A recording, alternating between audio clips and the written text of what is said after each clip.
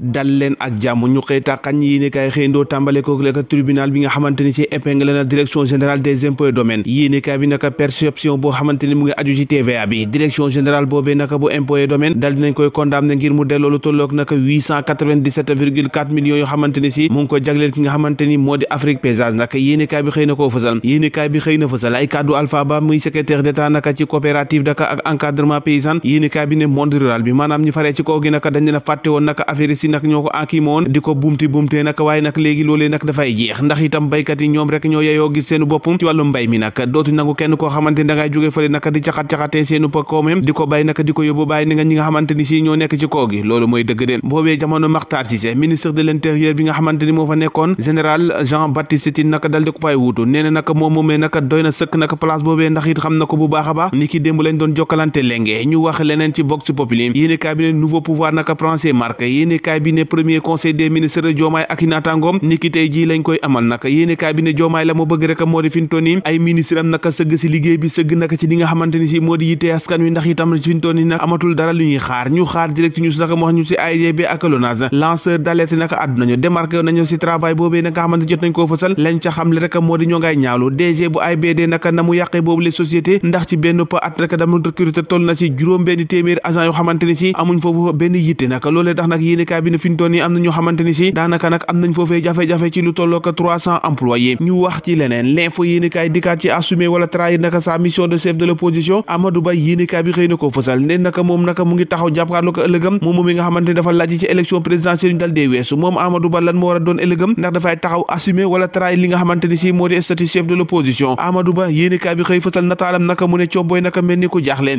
gouvernement Sonko la dream team fi mu ne nii yéenekaay bi xëy na ko fësal am na si ñeenti jongama yoo xamante ni si bokk nañ ci Sonko taxaw ne mel ni ku leen di tàccu bokk na ci Yacine Fall diplomate chevronné Fatou Diouf nag ak ki nga xamante ni moo di révolution maritime ki nga xamante ni moo di Khady Diémé seen ñeenteel moo di Maymouna Dièye yéeni cabinet ñoom ñëpp xëy na koo fësal ñu tuddee ko naka maire de Pastef yéeni cabinet ñoom ñeenti jigéen ñooñu naka daanaka fañ leen di séntu naka yu bëri nag am nañ ci yaakaar bu rëy yaakaar bi ñu am kay moo di wàllum intérieur kañu fa teg Makhtar Cissé moo ko wax nee na naka motee na sëkk naka mooy Jean Baptiste Tine yéeni cabinet noonu lañ koy doy naka motee na ko primature naka Kaba dem na Sonko dal naa toog fi ñu toon naka caaxaan jeex na caaxaanu gasi liggéey bi dafay dal di tàmbali ci ni mu gën a gaawee premier conseil des ministres niki talaata ji lañ koy amal naka yéenekaay bi xëy na koo fësal ñu fësal leneen te moo di rek interdiction cumul de fonction yéenekaay bi ne dogal la boo xamante ni si dina suuxal lool de newal doole naka collectivité locale ndax ñu si bëri naka si ñoom amoon nañ ci ay ndomo tànk ñoom ñëpp buñ demee fi ñu toon naka gox-goxaat naka daanu manqué wala sax daanu am jafe-jafe l'état admis aux urgences yi naka taxaw nañ ci l'indépendant yéenekaay moo ni xëy fësee nee naka amatul lu ñuy xaar ndax itam yitte askan wi ak jafe-jafe naka bëgg nañ caa sëgg moo tax Bassirou Diomaye Faye ne fi ñu toon naka bu 10 heures jotee tey jii bu yor daanu amal naka seenu conseil des ministres bu njëkk naka fas yéene commencé jël ay dogal ngir jublu ci liggéey bi nga xamante ne moom la askan wi di xaareen boobee jamono Sonko naka dal dina kañ na bu baax naka duggite ki fi nekkoon premier ministre naka ci jamonoy Macky Sall te yàggul ca dara moom nag nee na ko moom nag mooy ministre bi nga xamante ne daanaka ba mu fi nekkee ci nguur gi léegi kenn mënu koo taqal dara nag Ousmane Sonko moo ko seedeel ki nga xamante ne si moo di Sidiki Kaba moom moo jëlee si moom ay léngee naka war a doxal naka moom premier ministre Ousmane Sonko boobee jamono l'informateur yéene kaay ne fi ñu toon naka guerre nag tàmbali na ci biir APR ku nekk yaa ngi xaatim sa communiqué yéene kaay bi ne ndax fii fu ñu fa jaaree naka féewaloo wala tas mu abadan daay man ndax yéenekaay bi ne ku nekk nag fi ñu toon ni boot nga sa xaju bokki yéenekaay bi la dépêche dikkaat na ndiki tey ji nee na Arabie Saoudite naka kon nag kooku nag expliqué nañ diki tey ji la ñuy séntu weer wi ndax jàpp na ne fi ñu toon ni ki démb weer mënutu na feeñ kon nag mënees nañoo njort ne korte gi nag àllarba ji lay am te korte goo xamante ne si boobu moytul ñëpp a ko nar a booloo def ko ñu wax ci leneen te ak luur mbir mi nga xamante ni moo ñetti tonne cocaïne lañu jàppoon naka cerveau maanaam ko jiitoon mbir moomee ak borom bateau bi ñu jàppoon naka fi ñu toon ni arrêté nañ ko yéenekaay bi ne daanu ko defeere parc bi niki tey ji suba naka drogue boobu bañ ko xaymaa ci milliards mu ngi toll ci ñaar téeméer ak ñeent fukki milliards yoo xamante ne si buñ ko jaayoon loolee laay dikkee da ngay seet loolu rek faible représentation des femmes dans le gouvernement bés bi la journée INFEM yéenekaay bi ne naka moom soxna yi naka mer nañu de nee na guleet naka ñuy am naka li nga xamante ni si moo di 13% ci représentation jigéen ñi ci nguuru